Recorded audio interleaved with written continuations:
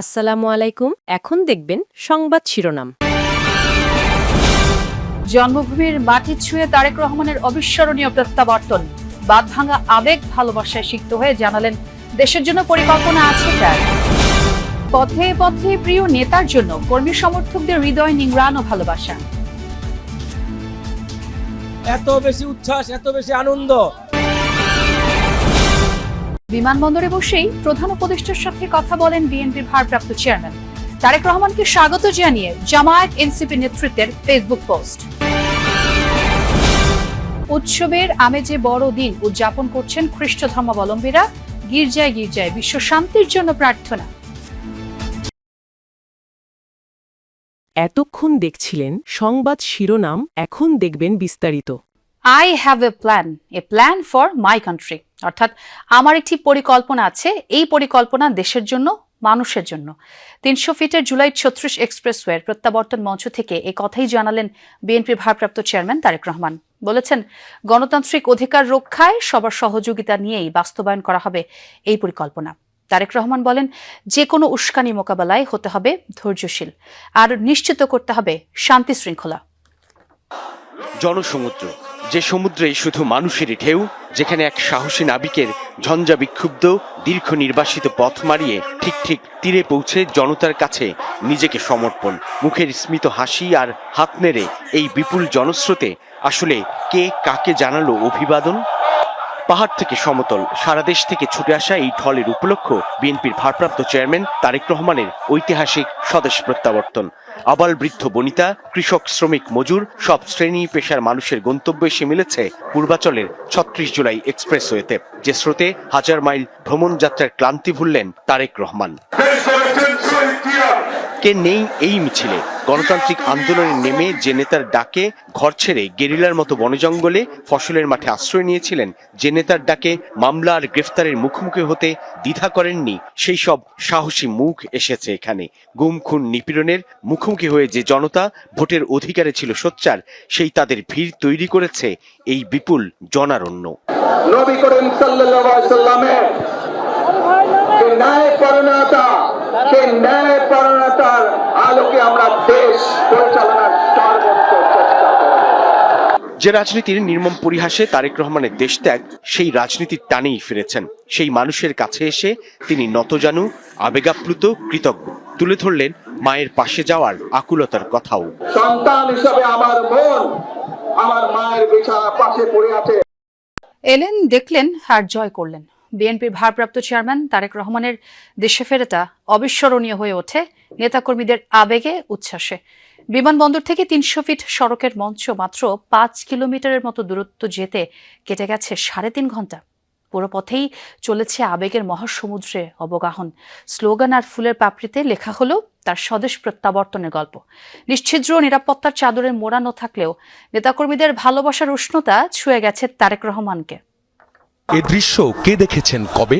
সম্ভবত একেই বলে রাজকীয় প্রত্যাবর্তন।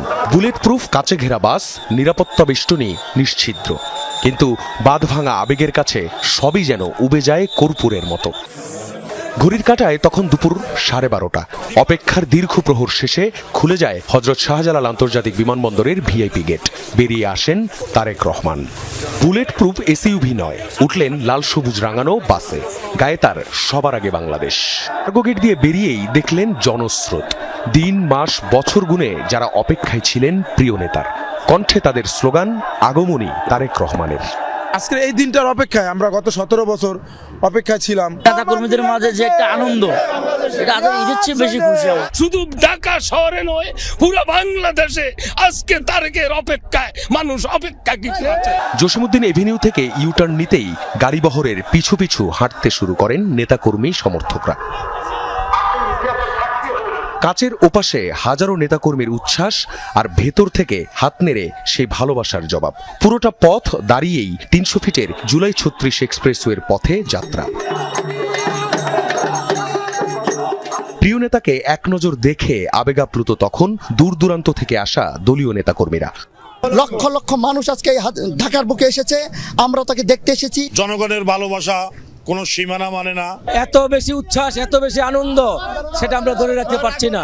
সেনাবাহিনী, বিজিবি, পুলিশ আর সিএসএফ এর কয়েক স্তরের নিরাপত্তা বলয় বাসের চারপাশ ঘিরে রেখেছিল বটে, কিন্তু জনস্রোত সামলাতে হিমশিম খেতে হয় তাদের।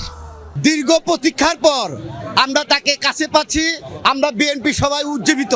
উনি যে 17 বছর কষ্ট করেছে দলকে নিয়ে, আমাকে নিয়ে, দেশকে নিয়ে, দেশের মানুষকে জন্য, সেই আজকে সেই উৎকণ্ঠা সমস্ত কিছু অবসান হলো। খিলক্ষেত কুড়িল ফ্লাইওভার পেরিয়ে ঘড়ির কাঁটায় যখন 2:30, তখন 300 ফিটের সমাবেশে এসে পৌঁছায় গাড়িবহর। রাজপথে তখনও চলছে তারেক রহমানের স্বদেশ প্রত্যাবর্তনের স্লোগান, উচ্ছ্বাস। আখলাকুস সাফা, যমুনা নিউজ, ঢাকা। এদিকে সকালে প্রিয় মাতৃভূমিতে পা রাখেন বিএনপির ভারপ্রাপ্ত চেয়ারম্যান তারেক রহমান। এক অবিস্মরণীয় আবেগঘন পরিবেশে সকালে 11:40 শাহজালাল আন্তর্জাতিক বিমানবন্দরে পৌঁছায় তাকে বহনকারী বিমান। নামার পর থেকেই অনেকটা আবেগ আর ভালোবাসায় ভাসছেন তারেক রহমান। বিএনপি নেতাকর্মীরা যেন অনেকটা কাছ থেকে দেখছেন তাদের স্বপ্নের সময়টুকু।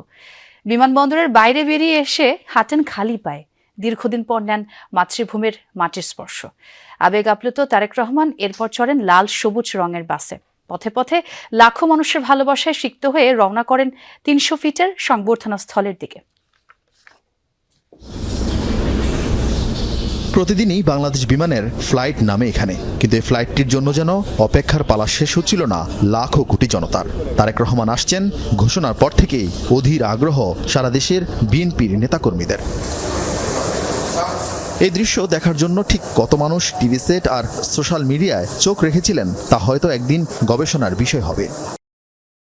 শুভ বড়দিন। গির্জায় গির্জায় চলছে বিশেষ প্রার্থনা। খ্রিস্ট ধর্মাবলম্বীরা আলোকসজ্জায় ঘর সাজিয়েছেন, আয়োজন করেছেন বাহারি পিঠা আর কেকের। বিশ্বের পাশাপাশি দেশের শান্তির জন্য প্রার্থনা হয়েছে উপাসনালয়গুলোতে। দেচকাও চার্চে বড়দিনের শুভেচ্ছা জানিয়ে প্রেস সচিব বলেন, সবাই নিজ নিজ ধর্ম যাতে নির্বিঘ্নে পালন করতে পারে সেজন্য সচেষ্ট সরকার।